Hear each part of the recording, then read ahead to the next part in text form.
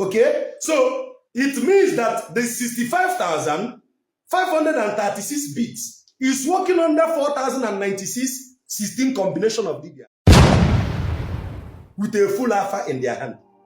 So they could give the answer in bits.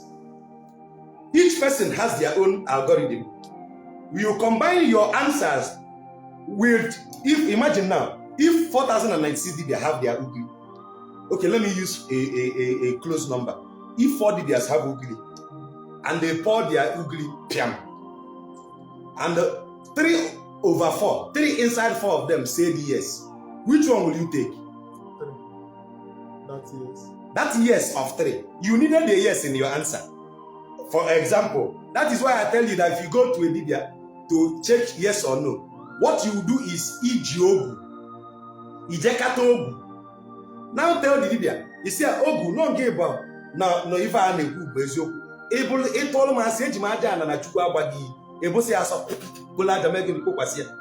Iweteli dibia nke iwetekwa ogu nke bosi no ngwa bụ na ife a na-ekwu bụ asị. Ịtọọlụ m asị eji m aja ana na Chukwu emege agbaghi ekposi aja wa. Now, iwe jeli dibia nke izi ọkaba ọkalatule, ọkaba ọkalatule. Ọkalatule means he begins to permutate and combinate. Permutate and combinate, permutate and combinate, doing the factorials and summation to tell you, okay, it is a yes. Because when will he tell you it's a yes? Until the alpha will say, etose.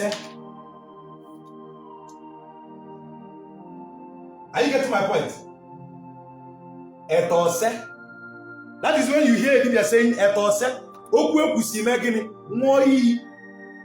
the alpha comes etose, it's just like after solving maths, you say Q-E-D.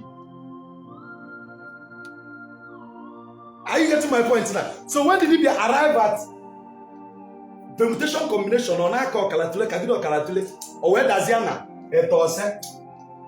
Or two of for second number, if any of the Megan, now I'm going meaning. Ijelenu ejela no na ebe aka gịnị mere ọ sị gị na ọgbagokwa nna-ete ọbala na-ete ọsị go home. Now 4 dibias, now inside 4 dibia 3 dibia gave you a tose. What are you waiting for? The answer is not yes. That is the principle of binary.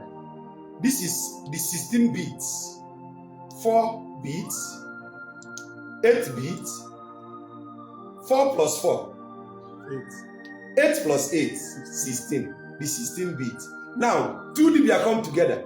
Check how your megabyte started. Let me expose it now for you to know. From 4 bits, 8 bits. From 8 bits, 8 plus 8, 16 bits. The next megabyte, 2 dibias, 16 plus 16, 32 bits. The next megabyte, 32 plus 32, 64 bits. Where the year na come?